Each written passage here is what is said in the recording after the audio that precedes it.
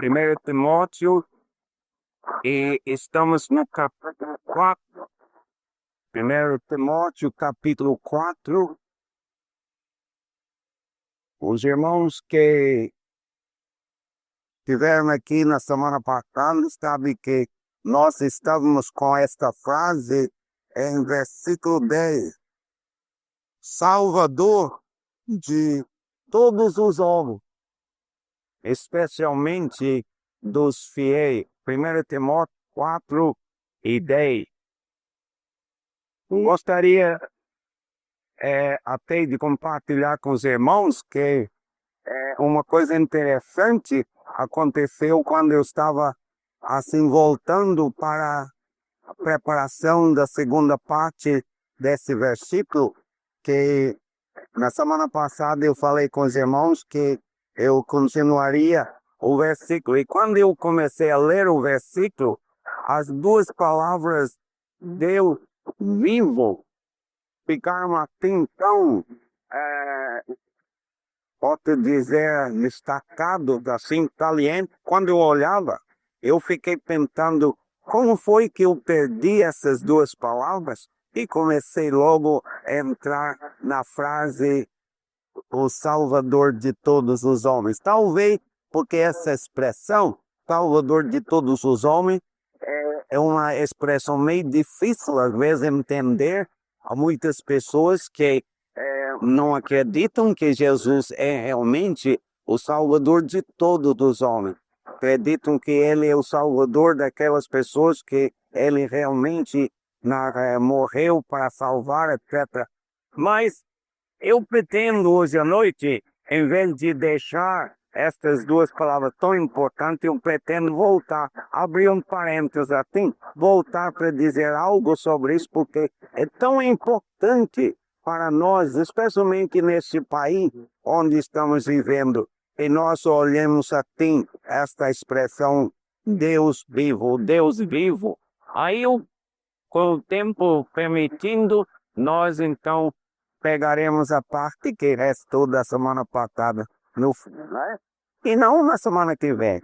Mas se Deus quiser, nós vamos fazer ainda hoje uma parte dela. Eu gostaria mesmo que os irmãos olhassem versículo 10. Ora, é para esse fim que labutamos e nós esforçamos sobre modo o quanto temos posto a nossa esperança no Deus vivo, Salvador de todos os homens, especialmente dos fiéis. Deus vivo. Vamos orar, irmão, pedir a direção de Deus mesmo sobre o nosso estudo nesta noite. Senhor nosso Deus, nós te agradecemos a tua santa palavra. Agradecemos que também o privilégio de estarmos reunidos aqui, Senhor.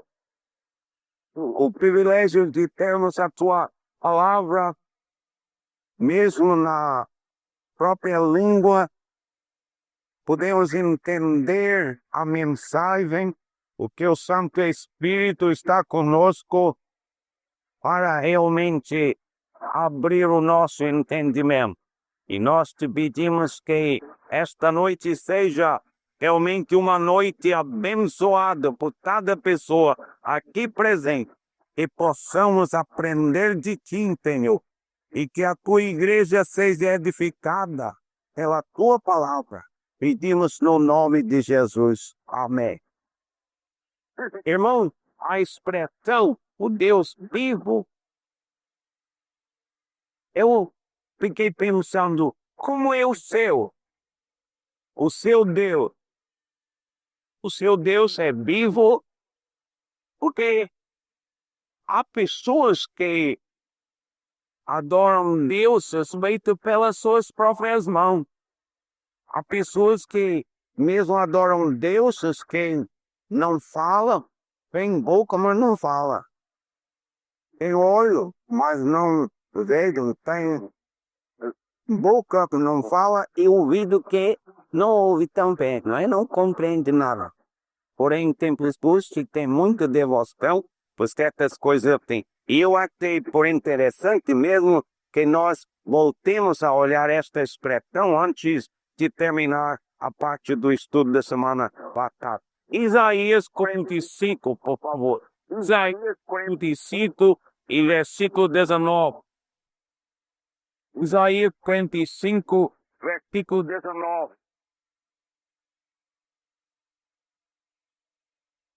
Eu gostaria que alguns dos irmãos da igreja ficassem encostados a alguma pessoa que não conhece bem a Bíblia ainda para achar um lugar. É muito bom mesmo que você tenha um ministério assim de ajudar qualquer pessoa em achar um lugar.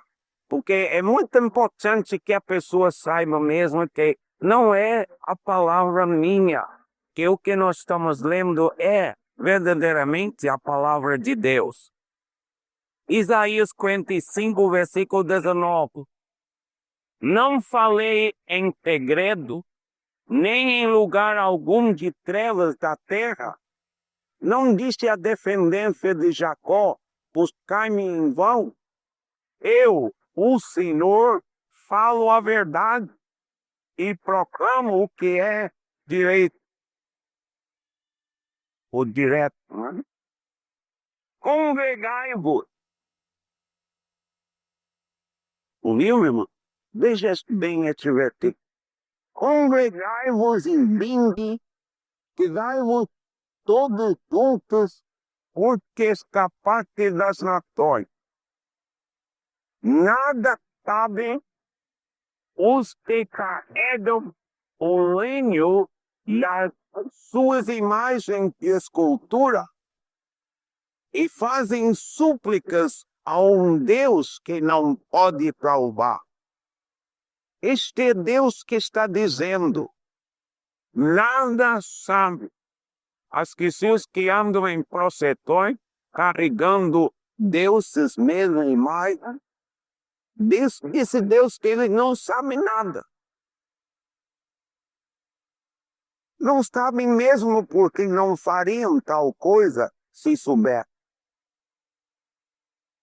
Deus disse, não farás para ti imagem de escultura.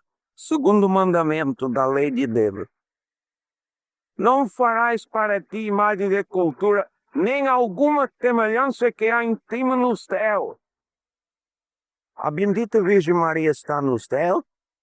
Eu acredito que sim. Então não posso fazer imagem dela aqui na terra. Ou então lembra a lei de Deus. Mesma coisa com Jesus Cristo. Tem crentes que têm retrato de um cabeludo barbudo e tudo, e diz que é Jesus. Aí por isso muitos pastores já estão crescendo barbas, tá? Que querem mesmo parecer como alguém assim. Eu não vou entrar por detalhe, mas eu acho que eu posso provar da Escritura que Jesus não tinha cabelo comprido. Jesus não era dessa forma, não. Uma das razões eu lhe dou ligeiramente assim.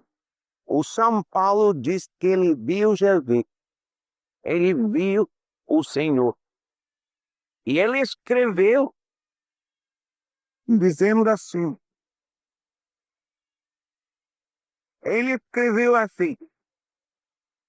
A natureza não te ensina que é uma coisa envergonhosa um homem ter cabelo comprido? Você acha que Paulo teria escrito assim, que ele tivesse visto Jesus com cabelo comprido? Que é uma coisa envergonhosa? Não faz dessas imagens na sua casa, não. Fica com esta imagem aqui.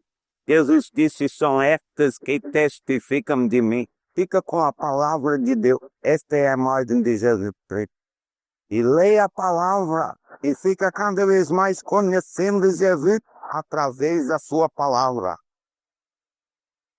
Lembra-se que não havia fotografia no tempo que Jesus andou no mundo, né?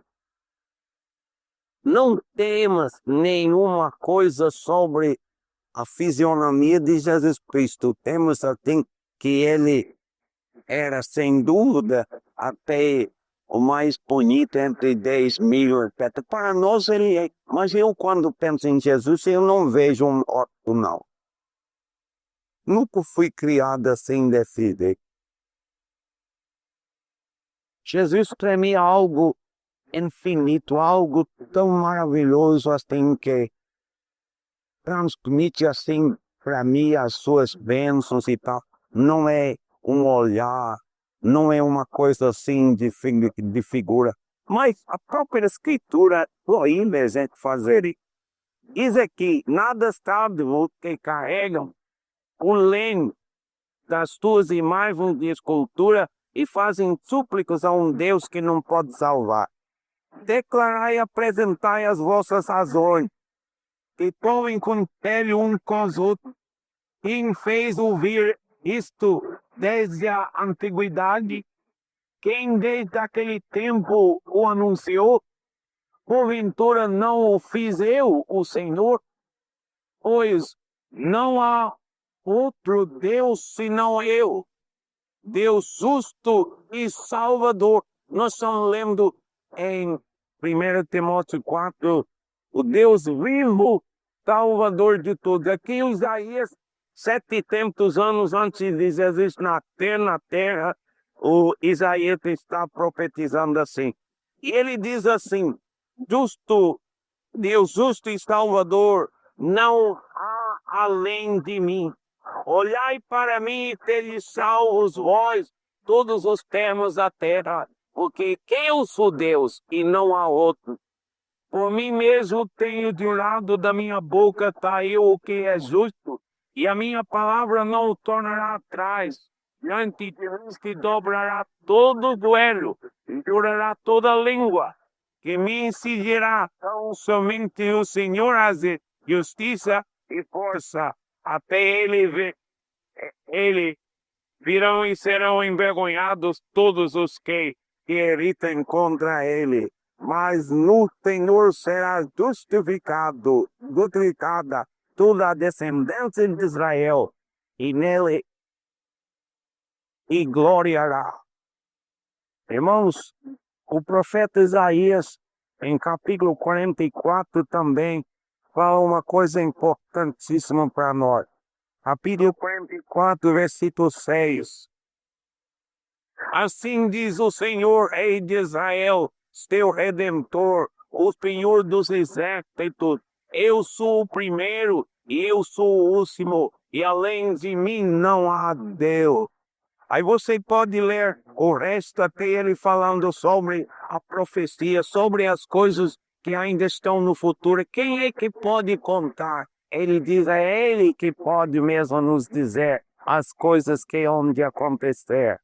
Irmão, versículo 9, escute essa aqui. Isso aqui eu acho que é para até quem sabe, alguma pessoa aqui hoje à noite, uma coisa até tocante da palavra de Deus. Todos os artífices de imagem de escultura são nada, e as suas coisas preferidas são de nenhum préstimo. Eles mesmos são testemunhas de que elas nada veem nem entendem, para que eles sejam confundidos. Quem formaria um Deus ou fundiria uma imagem de escultura que é de nenhum préstimo? Eis que todos os seus seguidores ficariam confundidos, pois os mesmos artífices não passam de homem. Ajuntem-se todos e se apresentem, expandem-se e sejam a homem envergonhado. O ferreiro faz o machado, trabalha nas brasas e forma um ídolo a martelo, forja-o com a força do seu braço. Ele tem fome e a sua força falta. Não bebe água e desfalece. Já está entendendo o argumento aqui? Um homem fazendo um Deus, fazendo um Deus e que não come, ele fica fraco e não bebe de paleta. O Deus que ele está fazendo não pode fazer nada para ele. E veja que de versículo 13,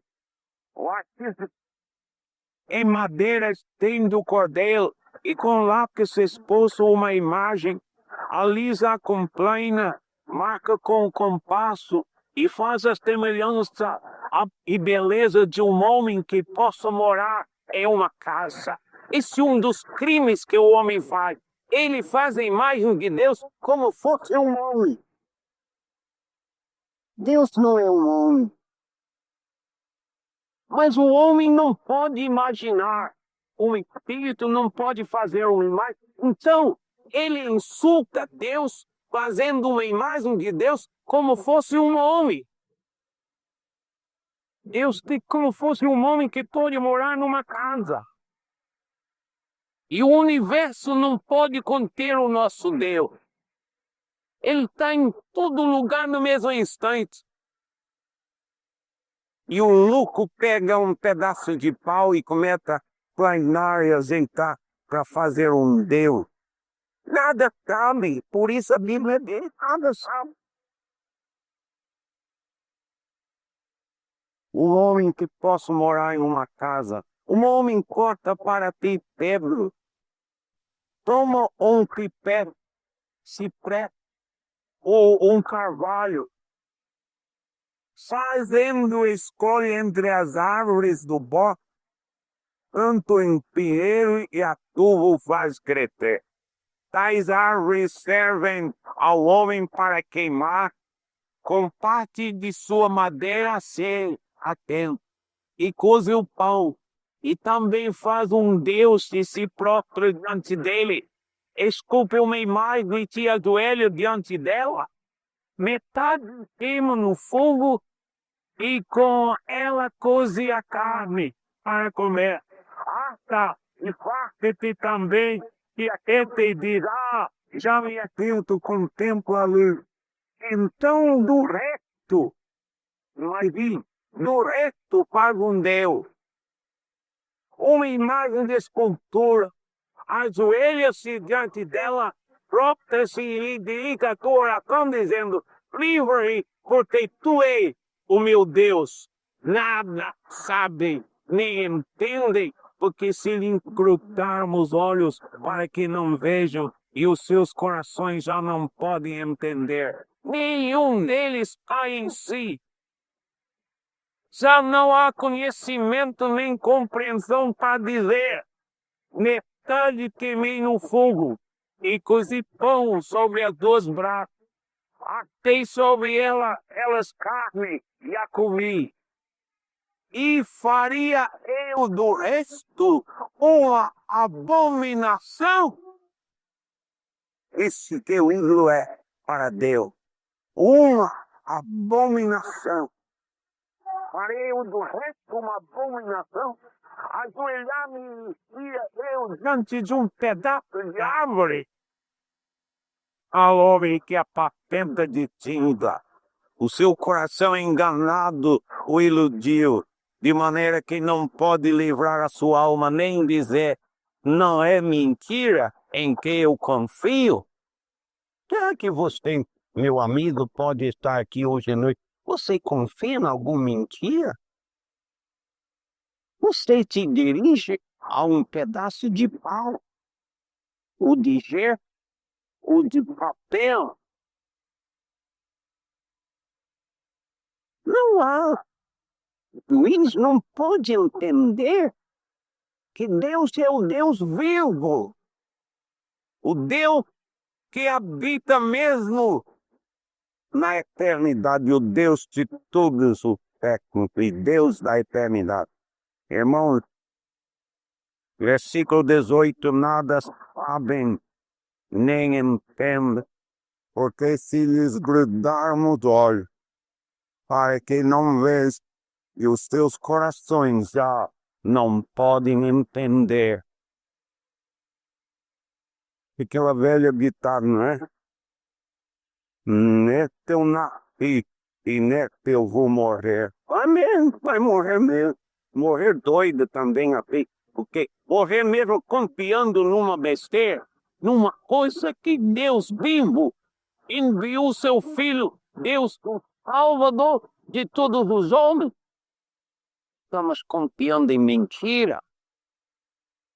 Vamos cuidar, meus irmãos. Nosso Senhor Jesus Cristo, quando ele veio ao mundo, ele mesmo disse que ele era até a ressurreição e a vida. Ele provou. Ele não apenas disse, mas ele provou. Jesus provou que ele de fato era o que ele dizia, o Deus vivo, a ressurreição e a vida. Abre sua Bíblia em João capítulo 11. João capítulo 11. Em vez de ler, eu vou contar. Você pode verificar se eu estou contando os textos, não é? A história está aí em João capítulo 11. O Lázaro, ele esteve doente. Aí me mandaram avisar Jesus com seus discípulos, aquele que tu ama está enfermo. E que aqui, versículo 3, Senhor, está enfermo aquele a quem ama.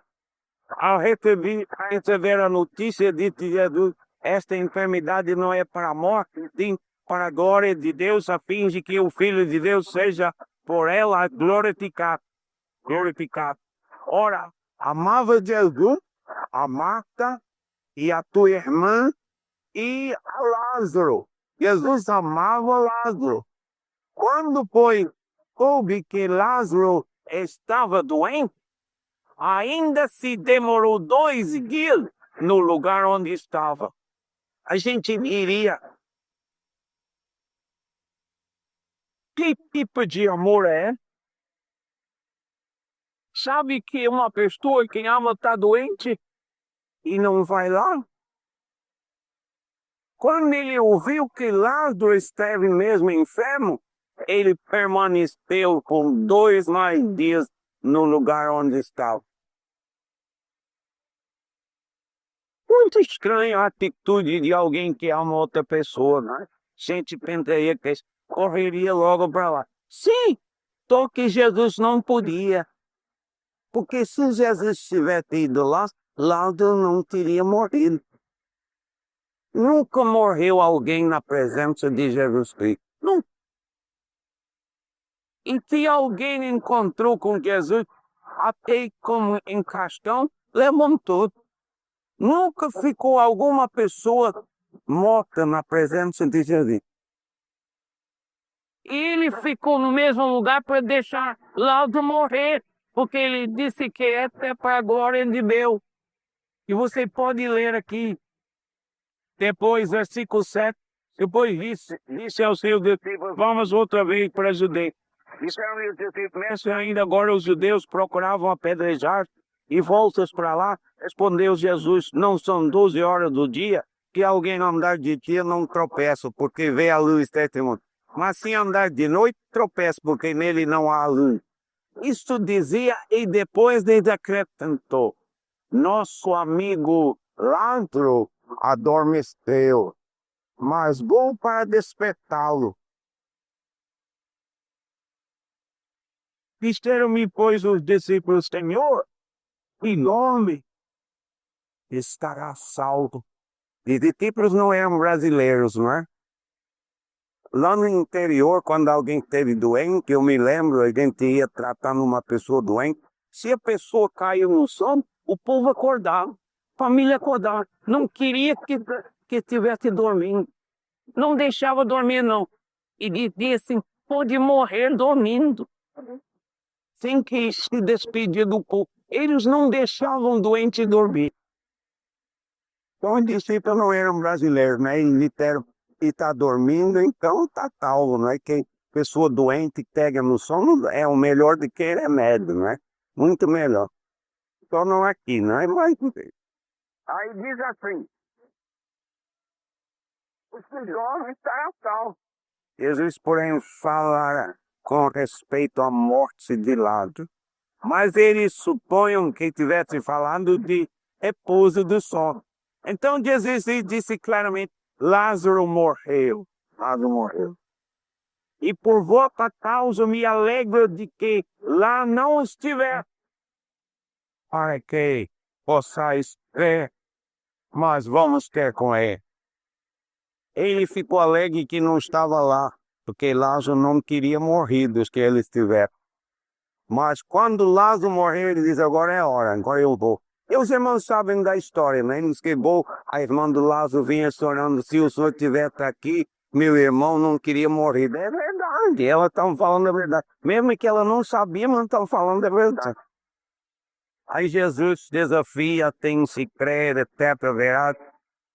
Mas, no fim, Jesus vai lá, o versículo mais curto que tem na Bíblia, 35, né? Jesus orou. E os judeus olharam e vendo dizer que que ele não podia ter feito alguma coisa, vez como ele amava. E Jesus orou ao Pai. E depois Jesus foi lá, tem para o sepulcro, e ele disse assim, Lázaro, não tive tanto isso, né? Desde mesmo a palavra aqui, meus irmãos. Jesus chegou mesmo onde estavam, né? E diz assim, versículo 43. E tendo dito isso, clamou em alta voz, Lázaro, vem para fora. É bom que ele botou o nome, não é? Lázaro. Porque se ele tivesse dito vem para fora, todos que tiveram mortos, que tinham ido para lá, era essa ressurreição da vida que estava chamando. Iriam tudo saído, né? Mas ele me disse Lázaro, foi ele mesmo, Lázaro, vem. E aquele que já estava morto 4 dias, e a irmã dele disse que já está perdendo, não, deste jeito não dá, ele saiu. Eu não me esqueço de uma vez eu estive pregando lá em detalhe na frente do sepulcro de Lázaro. E tinham 100 e poucas pessoas ali. Aí eu estava falando assim e expliquei como Jesus olhou para dentro e gritou assim, Lázaro, eita fora. Aí aquele que estava morto 4 dias. Aí eu disse para o pessoal, você tinha alguma ideia como ele saiu desse sepulcro? Como foi que ele saiu? Aí eu fui lá no mocomelo desse sepulcro e eu comecei a sair. É porque diz que as mãos e os peitos estavam matados. Né? Será que aquele que podia dar vida para o morto não podia ter cortado aquela corda? Hã?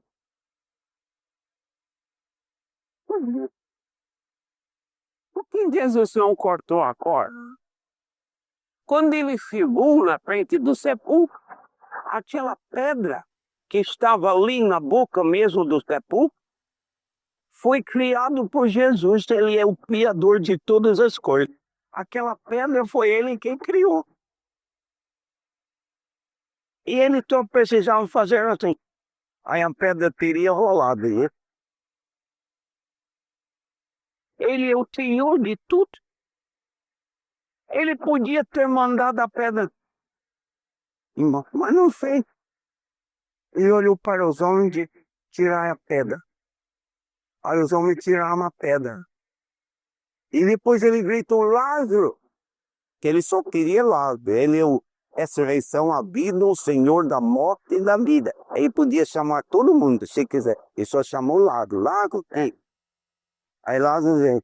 Aí veio talvez pulando, né? E que o peito e as mãos estavam amarrados, atados. Jesus não desatou. Aí Jesus virou para os homens e disse, desatai ou deixai-o ir. Irmãos, é tempo da igreja hoje em dia aprender esta lição. Deus não faz o trabalho de dentista. Ele não faz o trabalho que alguém pode fazer Deus só faz o que ninguém pode fazer. Deus deixa os homens fazer o que eles querem. Foi que estavam fazer. Mas ele faz o que nenhuma pessoa pode fazer. Só. E não faz outra coisa. E outro dia em Betânia, quando comentaram assim sobre a ressurreição de Lázaro, ninguém dizia que Jesus fez isso, mudou a pena, mas eu podia ter tirado também.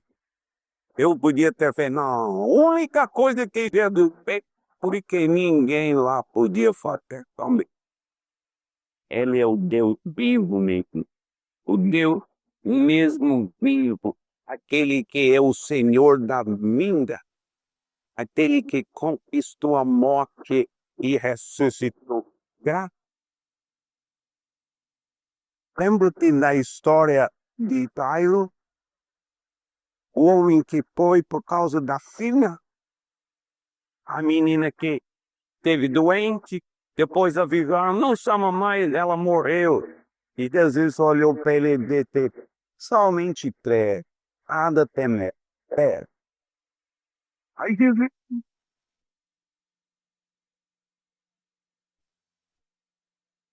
o que está falando Deus bem? O Senhor da morte, da vida, de tudo, o Senhor de todas as coisas. Eu mando, levanto. Nós temos esta história, os irmãos cabem em Lucas, em Marcos, logo em capítulo 5, verso 41. Levante e eu mando.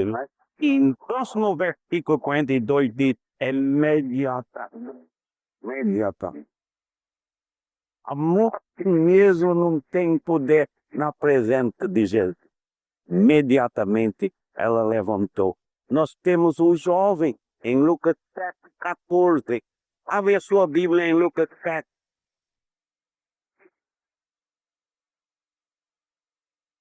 Diz aqui que Jesus estava assim, perto da cidade de Naim. E quando se aproximar da porta da cidade, eis que saiu o enterro do filho único de uma viúva. E grande multidão da cidade ia com ela. Vendo o Senhor se compadeceu dela e lhe disse, não chore. Chegando-se, tocou o esquife. E parando os que o conduziam, e disse, jovem, eu te mando.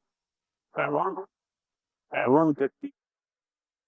E tentou-se, porque estiveram mortos. Direi que estavam carregando o caixão, largou e correu. Interessante como disse, tem medo do ponto, né? É meu amado, ama tanto aquela pessoa e tal, né? Qualquer coisinha já tá correndo, né? É uma graça. Eu não sei se eles correram, mas eu sei que o rapaz depois correu também. Levantou, ficou bom, sentou-se o que estiver morto e passou a falar. E Jesus restituiu a sua mãe. Todos ficaram possuídos de temor e glorificavam a Deus, dizendo: grande profeta se levantou em terra. O Deus vivo, Deus visitou o seu povo. Paulo escrevendo de morte de o Deus vivo. Irmãos, nós estávamos perdendo essa expressão tão importante, por isso eu voltei para dizer para os irmãos, não é? O Deus único e verdadeiro. Graças a Deus nós temos estes exemplos e muito mais que podemos. Você já pensou? Os ladrões que foram crucificados ao lado de Jesus não podiam morrer. Não podiam morrer. Então Jesus morreu, entregou seu espírito, morreu primeiro para deixar eles morrer. Os soldados chegaram, quebraram a perna de um para ajudar ele a morrer. Aí quebraram a perna do outro, porque aí a perna que estava apoiando na cruz deixava arrear e acabava mesmo de matar. Aí morreu esse, morreu outro. Quando chegaram, Jesus já estava morto. É por isso que os outros podiam morrer. E eu não sei se você é encantado. Sabe onde colocavam Jesus em seu corpo quando tiravam da cruz? Quando José de Arimateia, né, tirou o corpo de Jesus da cruz, sabe onde ele colocou? Num sepulcro onde nunca foi sepultado ninguém. Porque se fosse num sepulcro que tinha sido sepultado alguém, no momento que teria entrado com Cristo, eles os outros tinham levantado. Mas foi colocado num sepulcro onde não tinha sido nunca alguém sepultado. Sepulcro novo. Provavelmente nunca foi nem usado mais na vida. O teu sepulcro que parece muito ter o verdadeiro sepulcro de Jesus, não aquilo que a Igreja Católica tem lá para render, pedir dinheiro, mas o verdadeiro sepulcro no jardim que General Gordon descobriu e que foi comprado por crentes no mundo inteiro e deitado do jeito que está. Eu me lembro um dia eu falei lá e celebrei a ceia, Santa Ceia, com muita gente lá naquele jardim, olhando para a sepultura. E eu dizia para o povo, ele não está, ele não está ali, ele não está ali, está vazio. Mas a gente entrava e era uma coisa que tinha sido em construção, tinha terminado apenas um lugar, era para a família, mas só terminaram um lugar e nunca mais fizeram mais nada lá. O resto, com certeza, foi guardado naquele tempo e ninguém foi mais sepultado naquele lugar. Nós temos um Deus ímpio, verdadeiro. Não precisamos destas coisas de que estamos lendo em Isaías, mas as pessoas que nada sabem e adoram um Deus que não pode falar, que não pode ouvir, que não pode fazer nada para o povo. Graças a Deus, o nosso Deus é o Deus vivo, está em todos os lugares, em todas as partes. Onde você estiver, não pode fugir da presença de Deus. Eu vi uma história de um menino que é um rapazinho converteu e ele voltou para o lugar onde trabalhava e o povo começou a assim, mexer com ele, falar contra ele e tal. E um homem lá, quimicamente, olhou e disse, você é crente, é? O menino disse, graças a Deus, sou. E ele disse, e agora? Quando você morrer, você vai para o céu, entende? Pela graça de Deus, sim, eu vou. Aí o homem olhou para ele e disse, vamos imaginar só para um instante, imagina que você morrer e em vez de ir para o céu, você for para o inferno. Vamos imaginar, top, que você morrer e abrir os olhos em vez de estar no céu, já está no inferno. E a primeira pessoa que você encontra descendo da rua é Jesus Cristo. O que você diria? Aí o rapaz achou graça. O senhor não sabe. O senhor, coitado, não sabe. Se Jesus Cristo estivesse lá, pedia teu para mim. Ele disse, o teu para mim, onde está Jesus? Ele estando lá, ele tornaria qualquer lugar em terra, o mar, fez onde for. Com Cristo ali, é só para mim. Graças a Deus, é a presença do Senhor que faz os testes. Vamos voltar para o nosso texto para ver que podemos continuar e, quem sabe, terminar hoje à noite o que estávamos tratando. Versículo 10. Deus vivo, eu voltei para falar isso. Agora voltamos. Salvador de todos os homens. O Salvador de todos os homens. Nós sabemos que Deus é o Criador de todos os homens, mas o Salvador de todos os homens. Irmãos, como eu falei na semana passada, a obra da salvação é muito maior do que até o crente pensa. Pode que até o crente te engane. A obra da salvação ou a obra do Calvário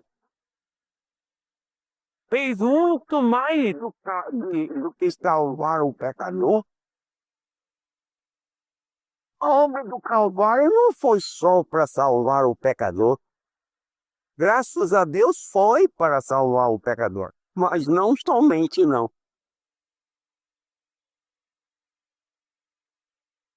Nós não vamos entrar no assunto teologicamente hoje à noite, mas seria bom alguém aqui interessado até em teologia de estudar todas as coisas que aconteceram por causa da queda de Adão. Tudo que era o fruto da queda de Adão. Não era só o pecado passou por todos os homens, a morte passou por todos os homens, não. Mesmo, irmãos, relembrar. Gênesis capítulo 3. Gênesis capítulo 3. Nós temos aqui o pecado, temos o julgamento e Deus falando o que havia de acontecer. Tem dúvida nenhuma que não havia antes do pecado assim, vem como fosse um fruto do pecado aqui, até os próprios dores, o próprio sofrimento de uma mulher tendo criança. Jesus, o nosso Senhor, mesmo indica para nós, mas eu gostaria que os irmãos lessem versículo 16. E a mulher disse: multiplicai sobre modo os sofrimentos da tua gravidez. Eu sei que a dona Jesus está aí me escutando, aí o doutor Hamilton está aí também, ele está dizendo, olha lá. Não, irmãos, nós sabemos da contração, a ideia que Deus mesmo criou para a criança nascer e tal. Mas lê este texto e vê se não é verdade que Deus diz que ele, por causa do pecado, multiplicou o sofrimento. Multiplicou. Tu sabe que as contrações não eram tão doloridas, tão assim como estão hoje, não é? A mulher disse: multiplicarei sobre modo o sofrimento da tua gravidez. Quem sabe a ti mesmo os meses, não é? Da gravidez também. Quantas mulheres sofrem, né? Diz aqui: em meio de dores darás à luz filho. Teu desejo será para o teu marido e ele te governará. E Adão disse: visto que atendeste à voz da tua mulher, e comeste da árvore que eu te ordenara, não cometes, maldita é a terra. A terra foi amaldiçoada por causa do pecado. A terra.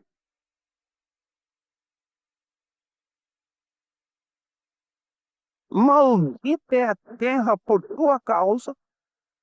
E invadidos obterás dela o sustento durante os dias de tua vida. Ela produzirá também cardos e abrolhos, e tu contarás a erva do campo no suor do teu rosto comerá. O teu pão tem que tornes a terra. É interessante, não é?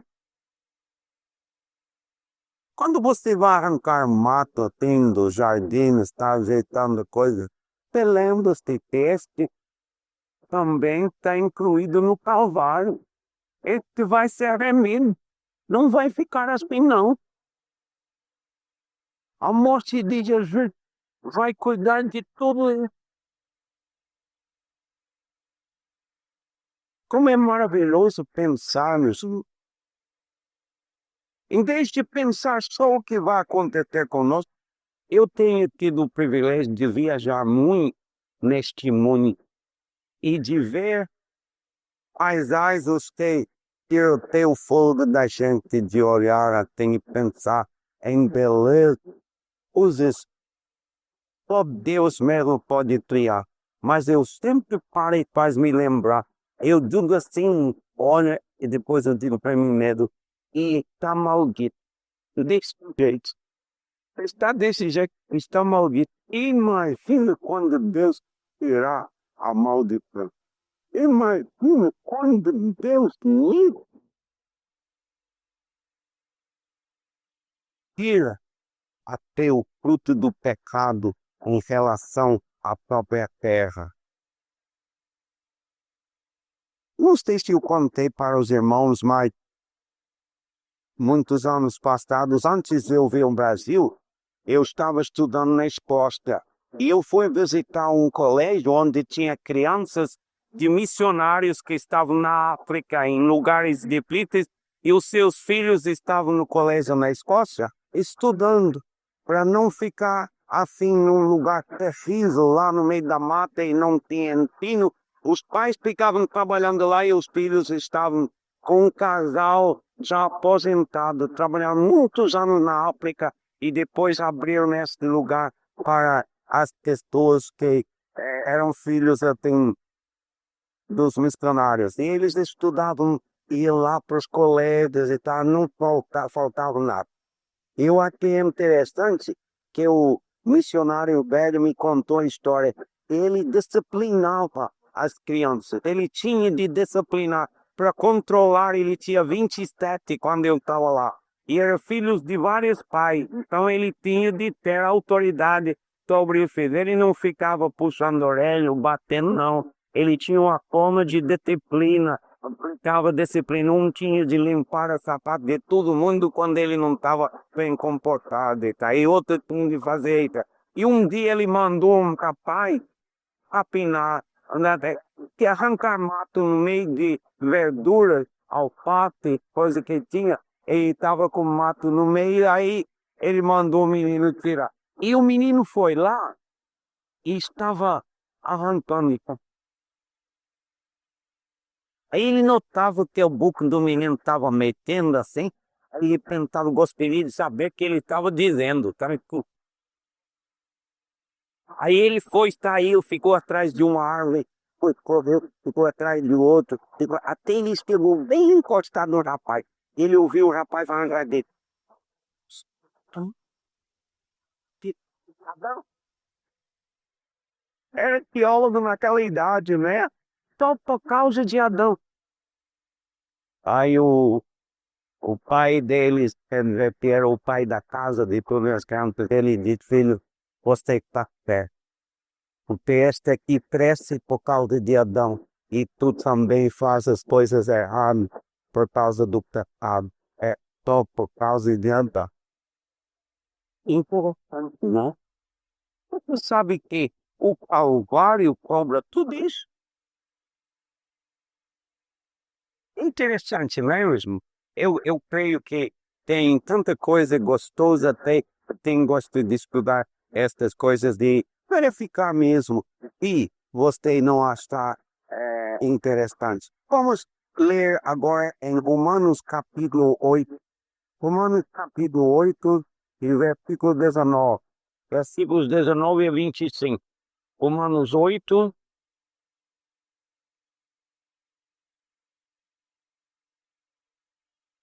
versículo 19. E a Bíblia diz, falando sobre a própria criação, né? A ardente expectativa da criação aguarda a revelação dos filhos de Deus. Pois a criação foi sujeita à vaidade, não voluntariamente, mas por causa daquele que a sujeitou, na esperança de que a própria criação será redimida do cativeiro da corrupção para a liberdade da glória dos filhos de Deus. Porque sabemos que toda a criação, a um tempo, geme e suporta angústias até agora. A criação. criação está gemendo. A criação não está aceitando o pecado. A criação não está aceitando essa maldição que está sobre ela. Voluntariamente, não. Está almejando, desejando, temendo, esperando o dia que ela também será liberta desta corrupção. É maravilhoso, irmão, pensar, né? Até eu não sei se alguém teria interesse em saber, versículo 22, porque sabemos que toda a criação a um só tempo geme e suporta angústia. Sabe qual é a palavra aí no original? Dores de parto. Dores de parto. Está sofrendo dores de parto. Que é dores de parto?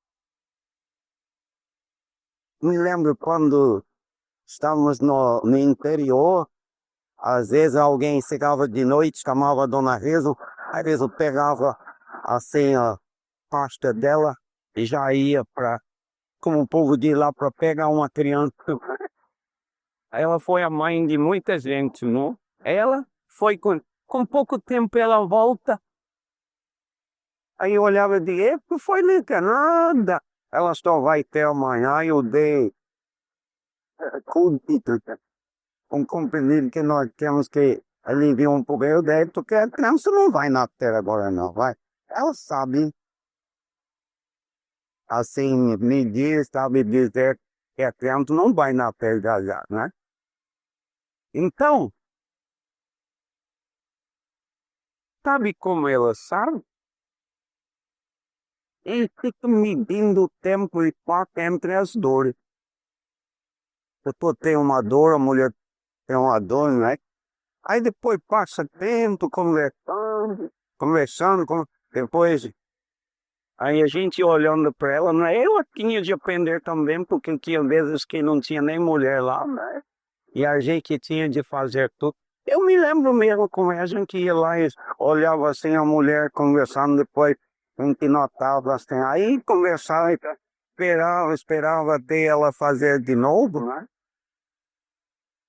E quando chega perto do par, as dores vêm uma em cima do outro.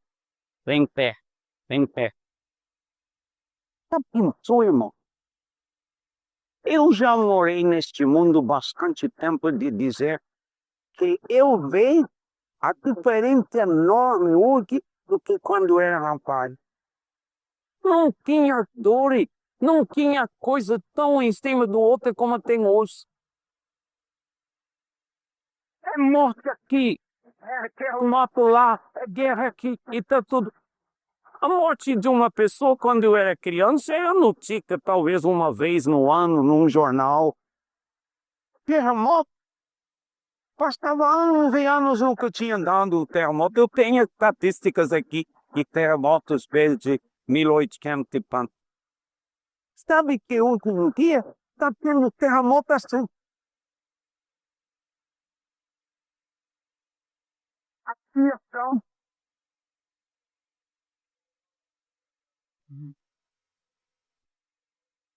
Como? Assim.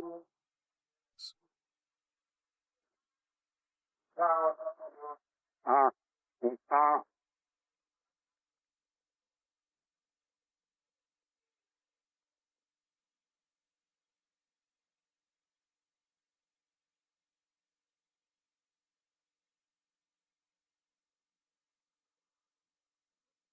Bem, as dores estão uma em cima do outro. Está perto do nascimento, está perto da liberdade dos filhos de Deus, está perto de Deus, de remir mesmo os nossos corpos, os nossos almas ele já fez. Mas os nossos corpos serão redimidos também. Está incluído na obra do Calvário. E quando acontecer, a criação vai ter liberto da corrupção também. Aí a criação está com dores de parto, já está temendo. E as dores estão aumentando, estão chegando uma mais perto do que a outra, porque a hora está chegando, irmão. A hora está chegando. Não tem conversa com o mundo e não conhece nada da Bíblia. Então, todos até dizem não sabe o que vai acontecer. Não sabe, parece que estamos mesmo numa situação sem saída num beco, sem saída, vão falando aí. Se você é crente, você quer saber, deve saber o que está acontecendo. Estamos como está aqui escrito em Romanos 8, escute, irmão, versículo 23, e não somente ela, a criação, não é? Mas também nós que temos as primícias do Espírito, igualmente temos em nosso íntimo, aguardando a adoção de filhos, a redenção do nosso corpo. Irmão, eu vou lhe dizer, aqui tem um teste mesmo, vamos dizer, um teste, se você realmente é crente ou não. Eu não estou falando de crentes novos, de pessoas que não têm sido talvez as experientes ainda.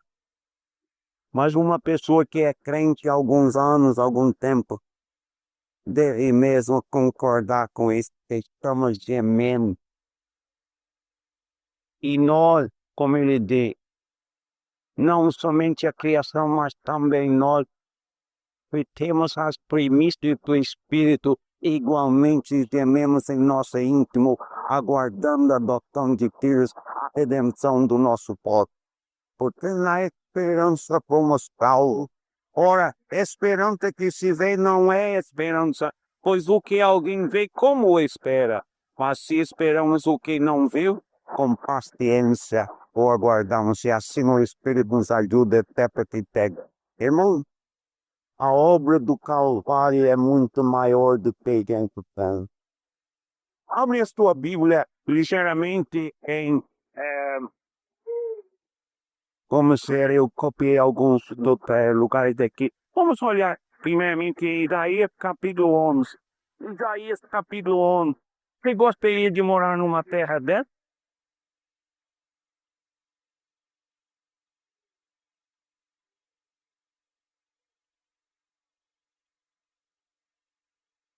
Deixa bem, meus irmãos, versículo 5. A justiça terá o cinto dos seus lombos, e a fidelidade o cinto do seu fim. O lobo habitará com o cordeiro, e o leopardo se deitará junto ao cabrito. O bezerro, o leão novo e o animal cevado andarão juntos, e um pequenino os guiará. A vaca e a usta pastarão juntas, e as tuas crias juntas te deitarão. O leão comerá palha como o boi, a criança de peito brincará sobre o topo de árvore, e o desmamado meterá a mão na cova do bacilo. Não se fará mal nem dano algum em todo o meu santo monte, porque a terra se encherá do conhecimento do Senhor, como as águas cobrem o mar. Naquele dia recorrerão as nações à raiz de Zetei, que está posto por estandarte dos povos. A glória lhes terá a morada. Gostaria de morar ali? Eu vou morar, graças a Deus.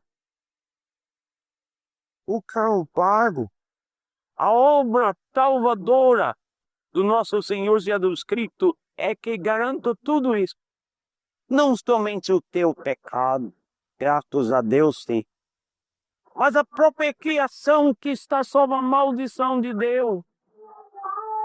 Os animais ferozes, a morte, o inferno, as coisas que estão realmente assolando o povo. Já pensou, irmão, a justiça de Deus cobrindo a terra como as águas cobrem o mar? Parece incrível, né? É impossível, mas não é. E graças a Deus, nós estamos indo para aqueles dias, estamos sentindo os dores de parto, Nós estamos com pouco tempo e não temos condições de terminar hoje de noite esta parte. Mas Nós temos que lembrar que Deus prometeu, quando Ele amaldiçoou a terra, quando Ele disse para a mulher que ia multiplicar o dor, quando Deus disse todas essas coisas, Ele disse, mas a semente da mulher, como? Se lembra? A cabeça do serpente. A autoridade que Satanás percebeu no jardim de Éden, quando Adão entregou para ele o próprio domínio que Deus tinha lhe dado, o direito de viver livre, ele se virou escravo e trouxe a morte.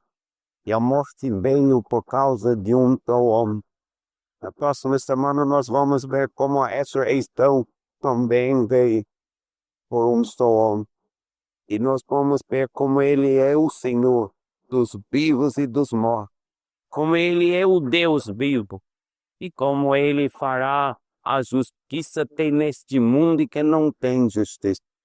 E nós queremos o prazer, o privilégio, irmão, de estarmos juntamente com Ele.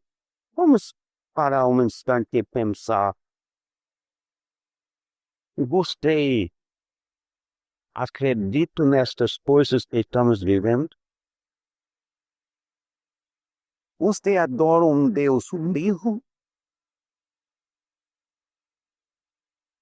Ou você é contado entre aqueles que a Bíblia diz nada salvo? Imagina Deus, na sua misericórdia, abrindo a oportunidade para você, para conhecê-lo e para ser conhecido por Deus. E não somente ter a sua alma